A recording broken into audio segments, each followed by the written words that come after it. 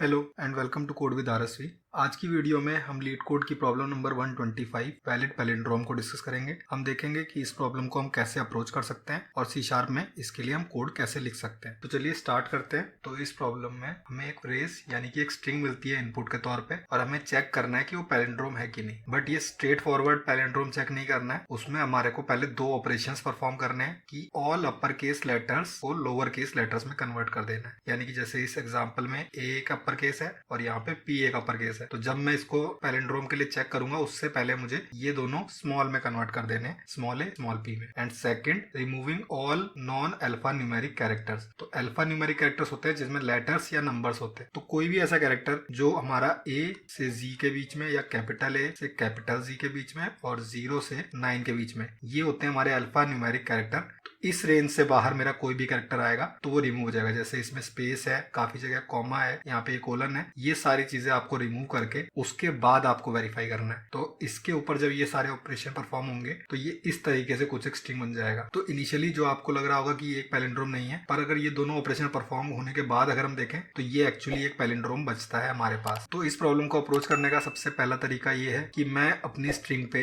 Actually ये दोनों operation 1 bye 1 perform करूं। यानी कि पहले मैं सारे अपर केस लेटर्स को लोअर केस में कन्वर्ट करूं एंड उसके बाद नॉन अल्फा न्यूमेरिक कैरेक्टर्स को उसमें से रिमूव कर दूं और उसके बाद अपनी स्ट्रिंग का एक रिवर्स रेडी करूं और उन दोनों को कंपेयर करके देखूं। तो चलिए सबसे पहले इस सॉल्यूशन को इम्प्लीमेंट करके देखते हैं, क्योंकि एक परफेक्टली वैलिड सॉल्यूशन है, इसमें कुछ भी इशू नहीं है। तो इसके लिए सबसे पहले जो दो ऑपरेशन मुझे परफॉर्म करने हैं उनके लिए मैं यहाँ पे दो मेथड्स बना लूंगा। तो सबसे पहला होगा ऑल अपर केस लेटर्स को लोअर केस लेटर्स में कन्वर्ट करना। तो यहाँ पे एक मेथड बना लेते हैं टू लोअर नाम का, और इसमें इनपुट में एक कैरेक्टर आएगा और हमारा काम है कि उसको लोअर केस में कन्वर्ट करना। तो सबसे पहले मुझे चेक करना पड़ेगा कि एक्चुअली वो अपर केस है कि नहीं। उसके लिए मैं इस तरीके से उसके बेसिकली ये एस्काई कोड पे वर्क करेगा। जो भी मेरे कैरेक्टर का एस्काई कोड होगा उसमें से कैपिटल ए का एस्काई कोड माइनस कर देगा। तो मेरा कैरेक्टर अगर एक्चुअली एक अपर केस लेटर है, जो मेरे पास नम की वैल्यू आएगी वो 0 से 26 के बीच में आनी चाहिए। तो मैं इसका चेक लगा देता हूँ। If num greater than equal to 0 and num lower than 26, इस केस में मुझे रिटर्न करना है जो ये नम की वैल्यू है उसको मैं ए में प्लस कर दूंगा। यानी कि कैपिटल ए से मेरा जितना बड़ा था उतना ही स्मॉल ए से अब बड़ा हो जाएगा। तो इस तरीके से मैं कैपिटल से स्मॉलर में कन्वर्ट कर सकता हूँ और इसको कास्ट कर देते हैं एक कैरेक्टर में। और अगर ये इफ ब्लॉक नहीं मेरा चला तो सीधा का सीधा जो भी सी आया था मैं उसको रिटर्न कर दूंगा। यानी कि अगर मेरी कंडीशन नहीं मैच हुई, यानी कि वो अपर केस लेटर नहीं था, तो सीधा का सीधा मैं रिटर्न कर दूंगा। अब यहाँ पे दूसरी कि नॉन अल्फा न्यूमेरिक कैरेक्टर्स मुझे रिमूव करने हैं, तो उसके लिए भी एक मेथड बना देते हैं। ये बूलियन रिटर्न करेगा कि मेरे पास जो भी कैरेक्टर आया है वो अल्फा न्यूमेरिक है या नहीं। अगेन इसके पास एक कैरेक्टर आएगा और सिमिलर तरीके से मैं इसको चेक कर सकता हूँ।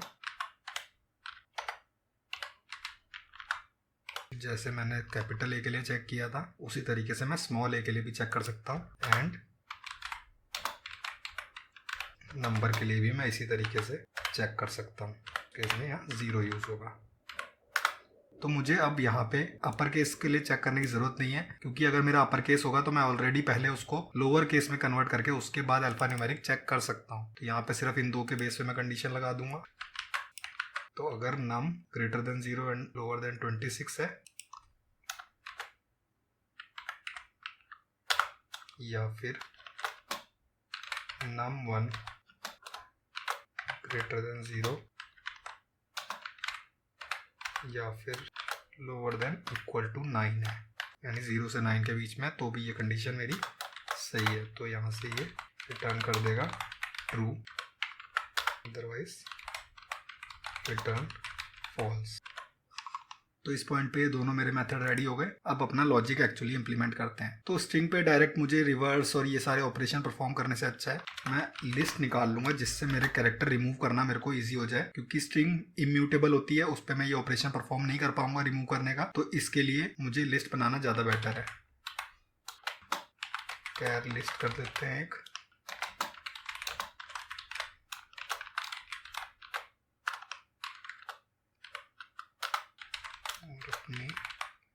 कलेक्शन पे आइटरेट करते हुए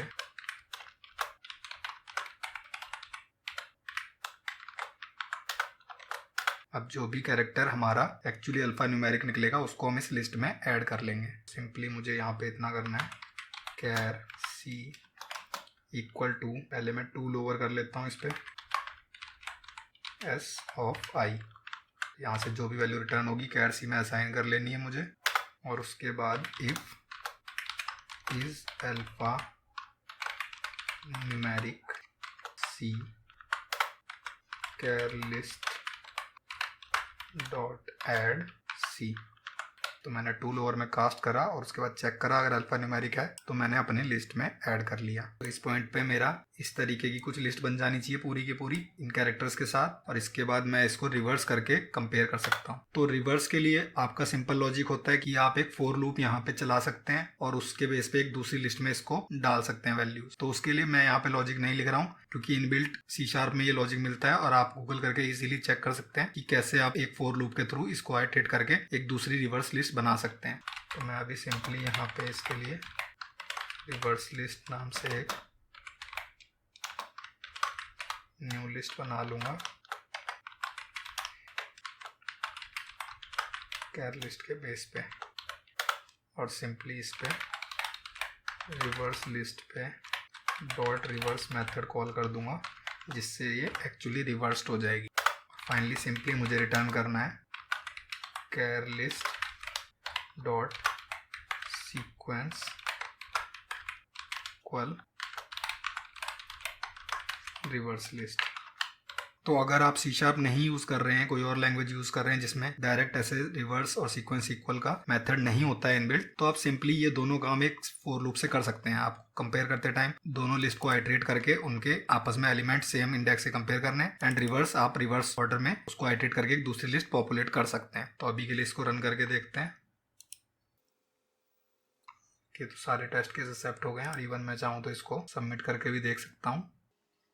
तो ये एक्चुअली एक एक्सेप्टेबल सॉल्यूशन है। बट अगर आप एक्चुअल इंटरव्यू में बैठे हो तो इसका एक यूजुअली फॉलो अप आता है कि क्या आप इसको O1 स्पेस में कर सकते हो, यानी कि एक सेपरेट आपको डेटा स्ट्रक्चर नहीं यूज करना है, आप O1 स्पेस में इसको अचीव करोगे। तो उसके लिए हम ये सारा लॉजिक हटा देते हैं क्योंकि हम दूसरी लिस्ट नहीं बना सकते। तो अगर ये प्रॉब्लम मैं O1 स्पेस में सॉल्व करना चाहता हूँ तो उसके लिए मुझे यहाँ पे 2 इंडेक्स यूज करने पड़ेंगे, एक इधर और एक इधर। और मैं जब इनको कंपेयर करूंगा उसी टाइम पे मुझे इसको स्मॉल में कन्वर्ट करना है। अगर स्पेस आता है तो उसको स्किप करके नेक्स्ट पे मूव करना है। ये सारे ऑपरेशन डायनामिकली मुझे करने पड़ेंगे जिससे कि मैं एक बार में इनको आइटरेट करते हुए यहाँ पे आके इसको कंपेयर कर सकूं और मुझे एक्स्ट्रा स्पेस ना यूज करना पड़े। तो एक बार कोड में देखते हैं कि ये चीज कैसे अचीव हो सकती है। तो इसके लिए हमें 2 इंडेक्स चाहिए, इंट आई जो कि होगा 0 और j जो कि होगा s डॉट लेंथ -1, यानी कि एक स्टार्टिंग से और एक एंड से आइटरेट करेगा। और यहाँ पे इसकी कंडीशन हटा देते हैं।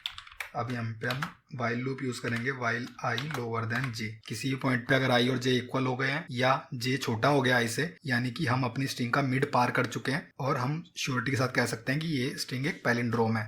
तो हम अब यहाँ पे हमें 2 कैरेक्टर चेक करने होंगे, C1 और C2।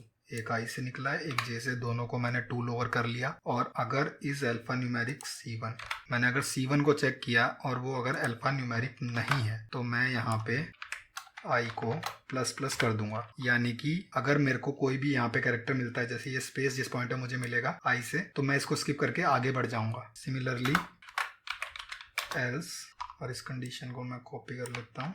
अब हम चेक करेंगे C2 को।